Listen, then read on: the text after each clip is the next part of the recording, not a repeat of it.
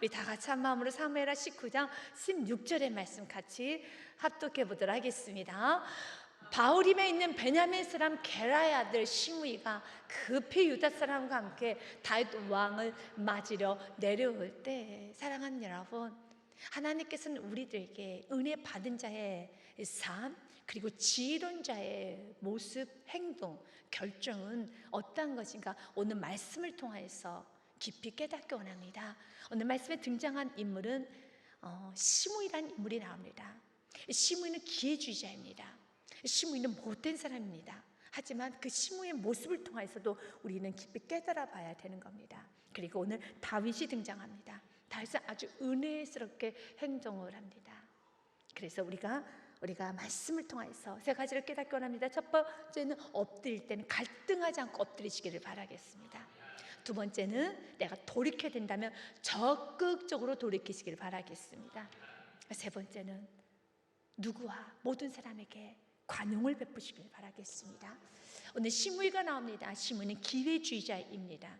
여러분, 기회주의자의 뜻을 알고 계십니까? 기회주의자란 이러한 정의를 내리고 있습니다. 일정한 원칙도 없고 상황에 따라 그때그때 이로운 방향으로 자신의 생각을 옮기는 자나, 확고한 원칙적 기준이 없이 상황과 분위기에 따라 동조함으로 무원칙적인 행동을 하는 자를 일컫는 말이 기회주의자입니다. 무원칙. 우리는 기회주의자가 아니죠. 우리는 원칙이 있죠. 그 원칙이 무엇입니까? 변하지 않는 진리의 말씀이 있기 때문에 그 말씀에 맞춰서 우리는 살아갑니다. 내 형편에 따라, 내 감정에 따라 휘리릭 바뀌는 인생이 아니라, 나는 부족하고 나는 연약하지만, 나는 항상 부족하고 항시 연약했었지만, 그러나 그 원칙, 말씀의 기준에 맞춰서 살아가는 겁니다. 하나님은 그런 자를 참 축복하시죠. 하지만 시므이는 기회주의자였었습니다. 찰스 스펀저 목사님은 이 기회주의자에 대해서는 이런 말을 합니다. 기회주의자는 사람의 눈을 두려워하지만, 오늘 시므이처럼요, 그러나 신앙인은, 하나님의 사람들은, 하나님의 자녀는 하나님의 시선을 두려워한다.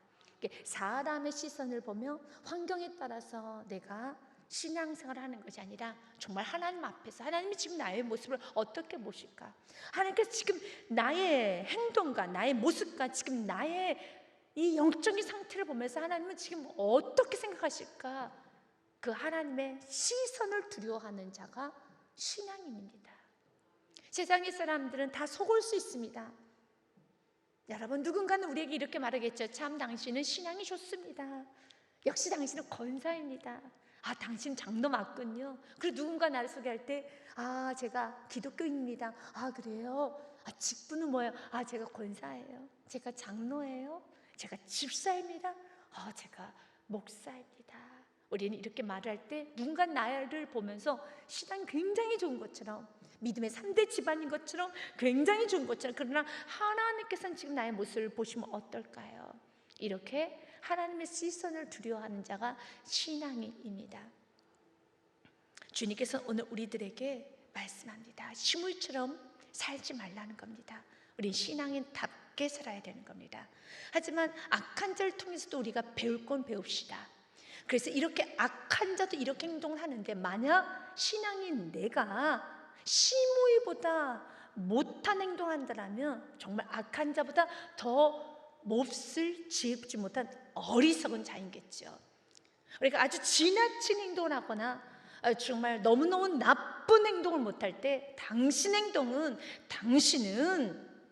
짐승보다 못하다라는 말을 하죠. 그것은 무엇입니까? 우리 짐승이라는 표현은 굉장히 격한 표현인데, 그보다 더 못한 행동을 하고 있습니다 라는 말을 하죠. 아주 나쁜 행동을 할 때, 오늘 시므이는 성경에서 그를 기회주의자, 악한 자라고 합니다. 그런데 시므이를 통해서 배워야 되겠습니다. 하지만 지금 나의 모습이 이렇게 악한 자인 시므이보다도 더 못한 자라면 이젠 돌이켜야 되겠죠. 시므이가 어느 정도로 악한 줄 아십니까? 사무엘하 16장 말씀에 보면은 시므이가 다윗 왕을 저주를 합니다. 압살롬이 반역을 일으켰었을 때 그 기회를 타서 그 시므이가 다윗에게 이렇게 저주를 퍼붓습니다. 시므이가 저주하는 가운데 이와 같이 말하니라, 피를 흘린 자의 사악한 자여, 가거라 그리고 8절 말씀은 사울의 족속의 모든 피를 여호와께서 너에게로 돌리셨도다. 그를 이어서 내가 왕이 되었으나 여호와께서 나라를 내 아들 압살롬의 손에 넘기셨도다. 보라, 너는 피를 흘린 자임으로 화를 자초하였느니 하는지라 라고 하며 저주를 합니다. 다윗 왕에게요. 그는 다윗에게 많은 은혜를 받았고 다윗의 신하 아니겠습니까? 그런데 주군이 바뀌었다고 해서, 지금 반역이 일어났다고 해서 도 넘는 선 넘는 말과 행동을 합니다. 그랬더니 그때 아비세라가 그 시므의 말을 듣고 칼을 뽑아듭니다. 당장 나는 시므의 목을 베어버리겠습니다 라는 말을 합니다.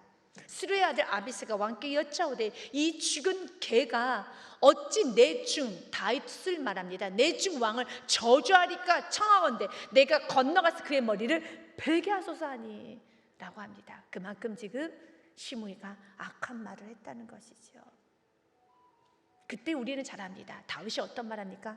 그렇게 하면 안 되지, 그렇게 하면 안 되지. 그 모든 상황에서 지금 이렇게 상황이 좋지 않은데 칼을 들고 혈기를 부리는 것은 정말 하나님 인도하심 받을 수 없는 거야. 그러면 안 돼. 왕이 이르되 수르의 아들들아, 내가 너희와 무슨 상관이 있느냐? 그가 저주하는 것을 여호와께서 그에게 다윗을 저주하심이니 내가 어찌 그리하였느냐 할 자가 누구겠느냐 하고 좀 더 정확하게 자신의 그 현재의 상태를 고백합니다. 또 다윗이 아비새와 모든 신하들에게 이르되 내 몸에서 난 아들도 압살롬도 내 생명 헤아려 하거든. 이렇게 지금 상황이 좋지 않은데 하물며 이 베냐민 사람이라 여호와께서 그에게 명하신 것이니 그가 저주하게 버려두라. 이건 참 다윗의 지혜로움입니다. 사랑하는 여러분, 좀 가정이 어수선하며 가정에 어려움이 올 때는 혈기 부리면 안 됩니다. 원망 불평해서도 안 됩니다. 바짝 엎드리고 또 바짝 엎드리고, 여러분 또 고개를 숙여 또 고개를 숙여도 여러분 지금 상황이 지금 어떻게 되어질지 모르는 상황에서 고개를 바짝 들고 있으면은 어떻게 하나님 인도하심 받을 수 있겠습니까? 다윗은 할 말이 없겠습니까? 할 말이 많습니다. 다윗도 억울합니다. 다윗도 얼마나 심했습니다. 하지만 다윗은 그 모든 상황에서 하나님의 선하신 뜻을 따르기 위해서 자기 자신의 내면을 돌아보면서 엎드린다는 겁니다. 그리고 13절 말씀에 12절 말씀에 혹시 여호와께서 나의 원통함을 감찰하시리니 오늘 그 저주 때문에 여호와께서 선으로 내게 갚아 주시리라고 하면 하나님께 우십시오. 오히려 더 많이 우십시오. 여러분이 원통하면 원통해서 하나님께 나아가면 하나님이 갚아주세요. 이건 축복의 시작입니다. 오늘 하나님께서 다 갚아주셨잖아요. 오늘 하나님께서 다 갚아주셔서 그 시므이가 이젠 다윗에게 엎드려서 제발 나 좀 살려달라고, 내 목숨만 좀 살려달라고 부거를 하고 있습니다. 이렇게 하나님 갚아주세요. 모든 건 다 선으로 여러분 하나님께서 인도하십니다.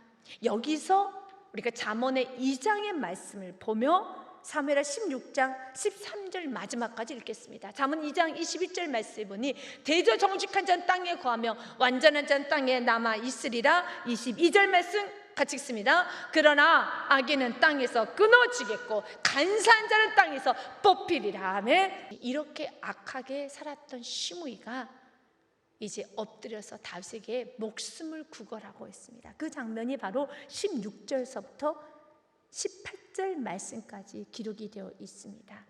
바울임에 있는 베냐민 사람 게라의 시므이가 급히 유다 사람과 함께 다윗 왕을 맞으러 데려올 때 여러분 이 모습은 어떻습니까?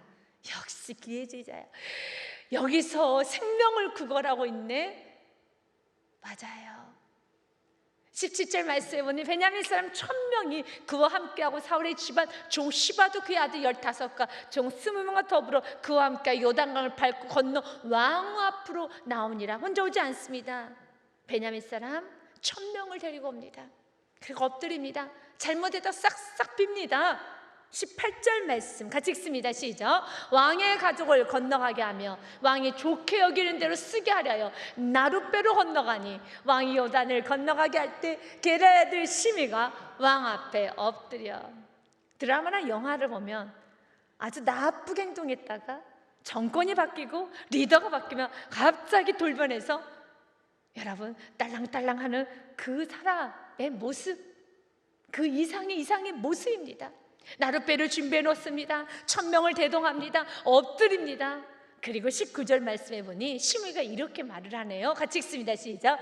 왕께 아뢰되 내 주 원하건대 내게 죄를 돌리지 마옵소서. 내 주 왕께서 예루살렘에 넣으시던 날에 종의 패역한 일을 기억하지 마시며 왕의 마음에 두지 마옵소서. 여러분은 어떻게 생각하십니까? 여러분 어떻게 생각하십니까? 사랑하는 여러분, 지금 시므이는 자신의 목숨을 구걸하고 있습니다. 자신을 살려달라고 하고 있습니다. 내가 정말 잘못했으니 종의 패역한 일을 기억하지 마시오며 왕의 마음에 두지 마옵소서. 여기서 시므이의 마음은 정말 진실할까요? 정직할까요? 그건 모르죠. 그러나 우리가 시므이의 마음까지 알 필요는 없어요. 중요한 것은 다윗은 그를 살렸다는 것은 그가 엎드릴 때 엎드렸다는 겁니다. 그래서 첫 번째로 지혜로운 사람은 엎드릴 때 갈등하지 않고 엎드리는 겁니다. 이 지경이 되고서도 여러분 멀찍이 서서 마치 내가 잘못했지만 그래 저 멀찍이 서가지고 여러분 갈등하고 있으면 다윗이 보호하기 전에 아비스가 그의 목을 치는 겁니다. 쥐도 새도 없이 그는 죽는 겁니다. 그런데 그가 누구께 와서 엎드린가? 다윗 왕에게 엎드린 겁니다. 1000명을 데리고 엎드립니다. 이것은 어떤 면에서 압박입니다. 다윗 왕 여기서 여러분 공개적으로 그를 처형할 수는 없잖아요. 이 좋은 날 그 1000명이 보고 있는데 그 백성들이 보고 있는데요. 지금 시므이는 거기까지 계산을 했는 것 같습니다. 그런데 여기서 우리 지혜를 받아보자는 겁니다. 만약 시므이가 자기의 잘못을 알고 있게, 일단 자신이 너무 잘못했기에 이리저리 숨어 다니거나 저 멀찍이 서 있거나 아니면은 이거 어떡하지?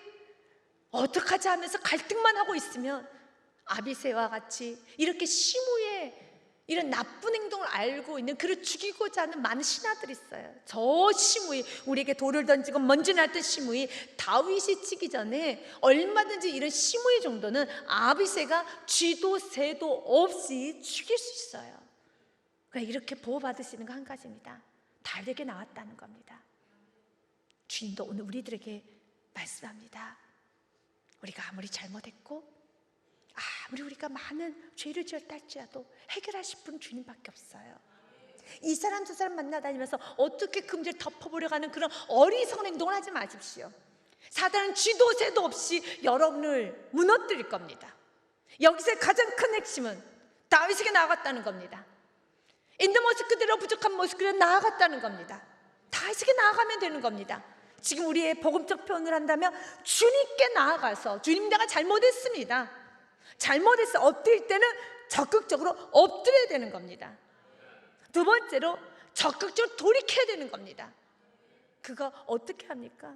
여러분 20절 말씀에 보면 이렇게 되어 있죠. 왕의 종 같이 읽습니다. 왕의 종 내가 범죄한 줄 아옵기에 오늘 요셉의 온 족속 중 내가 먼저 내려와서 내 주 왕을 영접하나이다. 인정합니다. 내가 먼저 왔습니다. 내가 먼저 영접합니다. 하나님은 이런 모습은 좋아하세요. 이사야서 1장의 말씀은 어리석었던 이스라엘 백성들은 이런 모습이 없습니다. 그래서 주님은 이렇게 말합니다. 3절부터 5절 말씀에 보니 이사야서 1장 3절부터 5절 말씀에 이렇게 기록이 되어 있습니다. 소는 그 임재를 알고 나귀는 그 주인의 구유를 알건만은 이스라엘을 알지 못하고 나의 백성은 깨닫지 못한도다 하셨도다 라고 하며 슬프다 범죄한 나라여 허물진 백성이여 행하게 존재하여 행위가 부패한 자식이로다.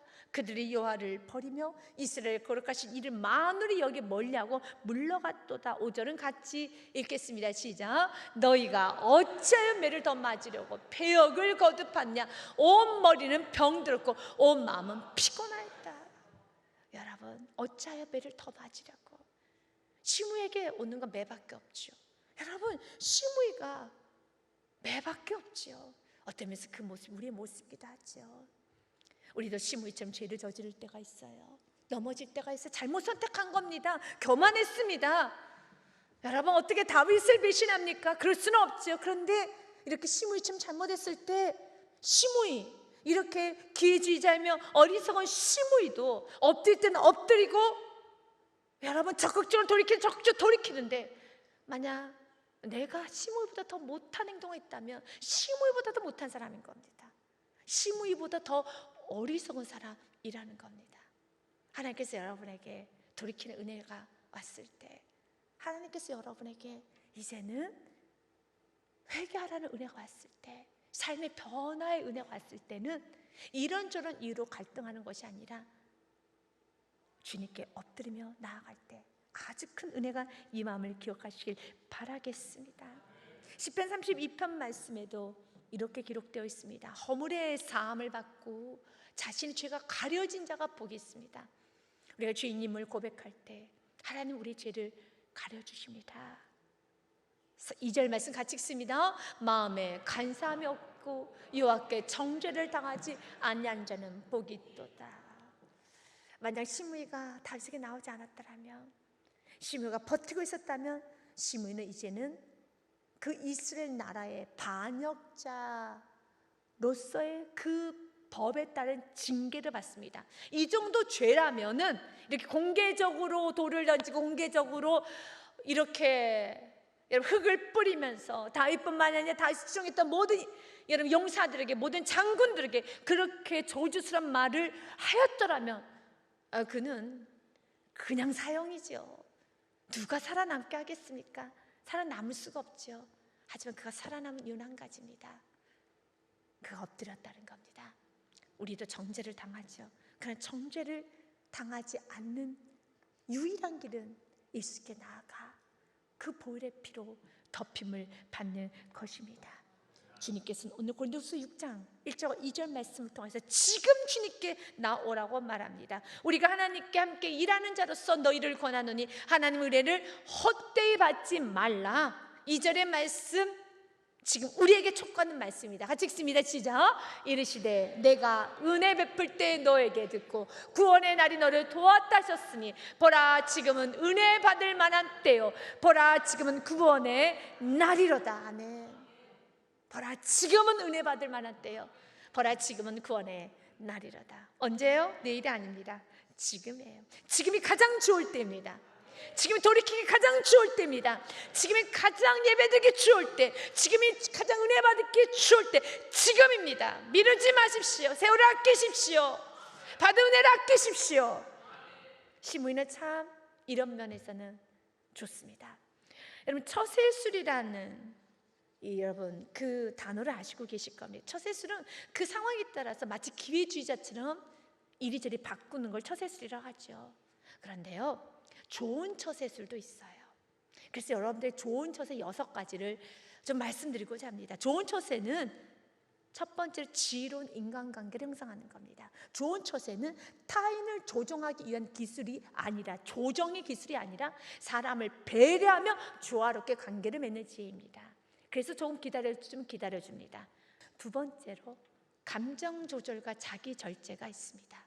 상황에 따라 감정을 다스리고 말과 행동을 조심하는 것은 성숙한 인격의 표현입니다. 또한 세 번째로 지혜로운 소통 능력입니다. 좋은 처세는 자신의 생각을 진실하지만 부드럽게 전달하는 능력입니다. 좋은 말을 마귀의 그릇에 담아서 말할 필요는 없습니다. 네 번째, 상황 판단력과 분별력을 향상하는 겁니다. 사회적 신앙적 상황에서 언제 말해야 하고 언제 침묵해야 하는지 아는 분별은 성숙한 지혜입니다. 다섯 번째, 섬김과 리더십의 기반입니다. 좋은 처세는 사람을 이기기 위한 기술이 아니라 사람을 세우는 기술입니다. 여섯 번째는요, 사회 속에서 신앙을 지키는 방패가 됩니다. 좋은 처세는 세상 속에서 신앙을 지키며 살아가기 위해서는 단순한 순진함이 아니라 뱀처럼 지혜로움도 필요합니다. 그러면서 여러분들에게 루즈베트 말이 참 좋더라고요. 사람을 다루는 최고의 기술은 상대가 존중을 받고 있다라고 생각하게끔 만드는 것입니다. 루즈베트 말 제가 한번 더 읽을게요. 사람을 다루는 최고의 기술은 상대가 존중받는다고 느끼게 하는 것이다 라는 말이 있습니다. 사랑하는 여러분, 오늘 이 부분에 있어서는 다윗이 참 멋지고 근사하게 행동을 합니다. 그런데 이렇게 다윗이 멋지고 근사하게 행동했던 그 시작은 다윗은 은혜를 알았기 때문에. 여러분, 다윗도 감정이 있어요. 어떻게 시므이를 용서할 수 있습니까?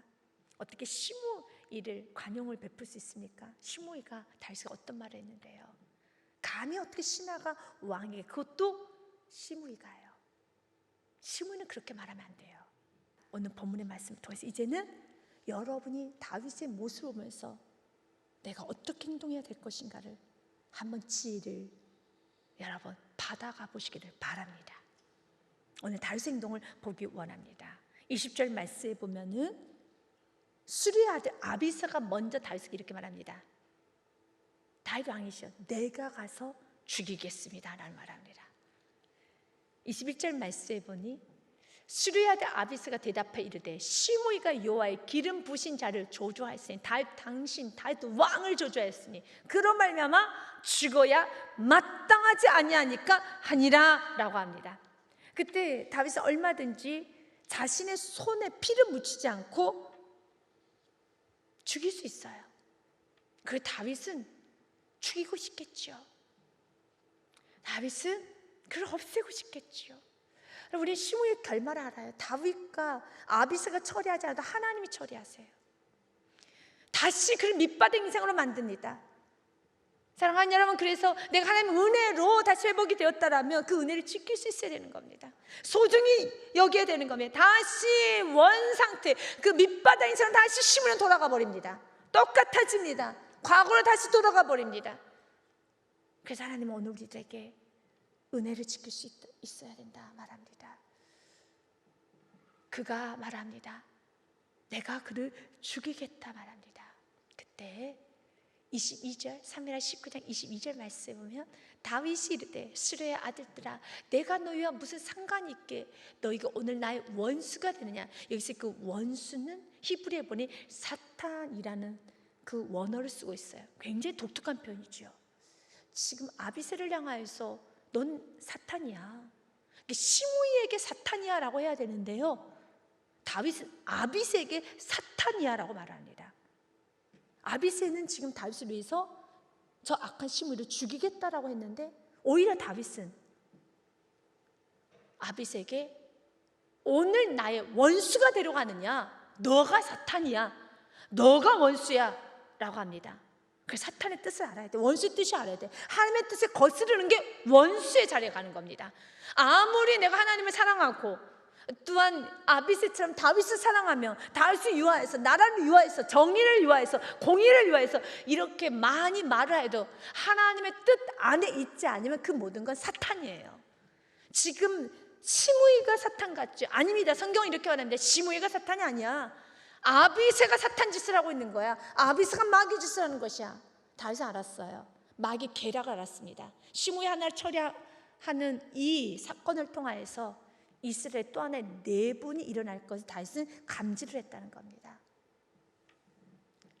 다윗이 반역한 자의 여러분 시므이의 칼을 들었어요. 그러면 압살롬과 함께 반역했던 수많은 이스라엘 백성들이 있어요. 마음 안에 두려움이 생기겠죠. 무서움이 생기겠죠. 이제 그 다음 우리 차례겠구나, 그 다음 우리 차례겠구나.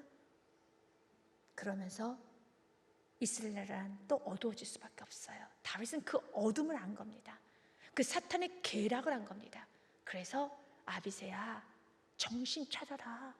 아비새야, 넌 지금 나의 원수로 행동하는 거야. 나를 돕는 게 아니야. 나를 위한 것이 아니야. 사랑하는 우리 모든 교우님들이요, 사랑하는 우리 직분자들이요, 사랑하는 하나님을 너무너무 사랑하는 하나님의 사람들이요, 내가 하나님의 영광이란 이름 아래 또 내가 교회를 세운다는 이유로, 또한 내가 영혼을 사랑하며, 또한 내가 하나님의 뜻을 이룬다는 이유로 질서 없이 행동하는 것이 아니라, 여러분의 마음대로 앞서는 것이 아니라, 이제는 하나님께 세우신 리더가 있습니다. 그 리더의 말을 들을 수 있는 지혜가 있으시기 바랍니다.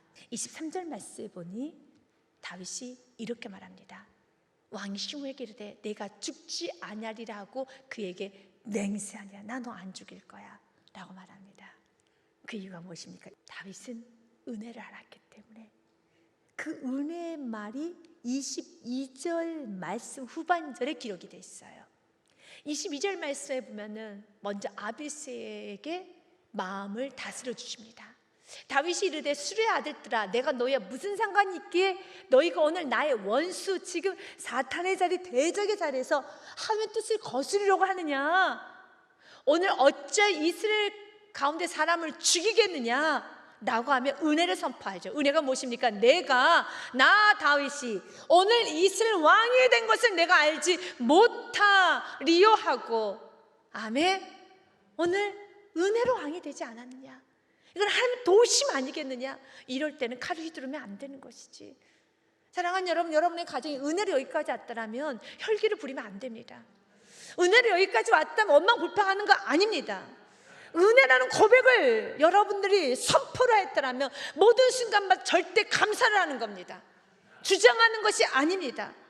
그래서 언제나 그 은혜 앞에서는 겸손할 수 있어야 되겠습니다. 우리가 디도서 말씀에 보면 이 3장 2절과 3절 말씀에 우리에게 이렇게 선포합니다. 아무도 비방하지 말며 다투지 말며 관용하며 범사의 온유함을 모든 사람에게 나타낼 것을 기억하게 하라. 아멘. 우리 세 번째, 은혜를 아는 자는 관용을 베풉니다. 우리도 전에는 어리석은 자요, 순종하지 아니한 자요, 속은 자요, 여러 가지 정욕과 행락의 종 노릇한 자요. 아멘이십니까? 아멘을 해야지만 은혜를 베풀 수 있습니다. 아멘이십니까? 아멘. 우리 3절은 맞아, 이건 내 모습이었습니다. 우리 고백하면 한 번 더 같이 읽겠습니다. 시작. 우리도 전에는 어리석은 자요, 순종하지 아니한 자요, 속은 자요, 여러 가지 정욕과 행락의 종 노릇한 자요, 악독과 특기를 일삼은 자요, 가증스러운 자요, 피차 미워한 자였으나, 아멘, 우린 그런 자였습니다. 그런 하나님의 은혜로 여기까지 왔다라는 내용이 4절부터 6절까지 기록이 되어 있습니다. 그렇기 때문에 7절에 같이 읽습니다. 시작. 우리로 그의 은혜를 힘입어 의롭다 하심을 얻어 영생의 소망을 따라 상속자가 되게 하려 하심이라. 아멘. 은혜로 힘입어서 상속자가 되었다면 왕의 자녀답게, 하나님의 자녀답게 지혜롭게 처신을 해야 되는 겁니다. 그 지혜롭게 처신하는 것이 무엇입니까? 잠언 12장 16절 말씀에 보면 미련한 자는 당장 분노를 나타내거니와 그러나 슬기로운 자는 수욕을 참아보십시오. 간용을 베풀어 보십시오. 그리고 하나님께서 여러분에게 그 칼을 들 수 있는, 모든 걸 반전할 수 있는 영적인 칼을 여러분에게 허락하여 주실 것입니다. 그 영적인 칼이 아주 여러분 날카로워서 이제 말씀의 검을 가지고 가정을 이루는 소주를 끊어내시고 말씀의 검을 가지고 가정 안에 있는 모든 죄를 다스려 보십시오. 여러분에게 시편 34편의 말씀도 같이 봅니다. 13절과 14절 말씀에 보면 내 혀를 악에서 금하며 내 입술을 거짓말에서 금할지어다.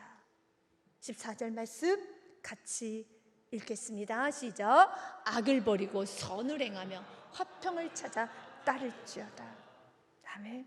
베드로 사도는 시편 34편의 말씀 그대로 가져왔습니다. 베드로전서 3장 10절과 11절 말씀에 보면 그러므로 생명을 사랑하고 좋은 날 보기를 원하는 자는 혀를 금하여 악한 말을 그치며 그 입술로 거짓을 말하지 말고 11절 말씀 악에서 떠나 선을 행하고 화평을 구하며 그것을 따르라. 이 말은 원칙이 없이, 말씀의 기준 없이 여러분 기회주의자적인 신앙인의 모습을 보이라는 건 아닙니다. 그러면 하나님께서 시므리를 뽑듯이 뽑아버립니다.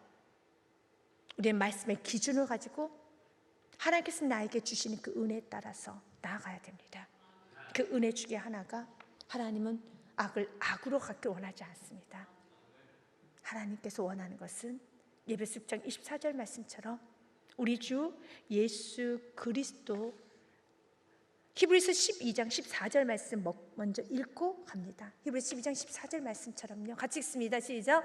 모든 사람과 더불어 화평함과 거룩함을 따르라. 이것이 없이는 아무도 주를 보지 못하리라. 아멘. 화평케 하는데 여러분들의 강함을 내려놓으세요. 여러분 주장을 내려놓으시고 이제는 하나의 미랄이 되시기를 바랍니다. 로마서의 말씀으로 오늘 모든 말씀을 마무리하며 은혜가 무엇인가를 기억하기 원합니다. 로마서 11장 말씀에 보면 엘리야가 하나님 앞에 좀 원망 불평하는 모습이 있습니다. 하나님, 너무 지쳤어요. 너무 힘듭니다. 하나님, 나 홀로만 신앙생활 제대로 하는 것 같아요. 저 사람도 다 넘어졌어요. 라는 말을 합니다. 그때 하나님께서 이런 말을 합니다. 주여, 그들을 주의 선자들 죽였으며 주의 제단을 헐어버렸고 나만 남았는데 내 목숨도 찾고 있습니다. 그때 하나님 이렇게 말씀하셨죠. 그에게 하신 대답이 무엇이냐? 내가 나를 위하여 바알에게 무릎 꿇지 않는 사람 7,000명을 남겨두었다 하셨으니 지금도 하나님의 사람 7,000명이 있어요.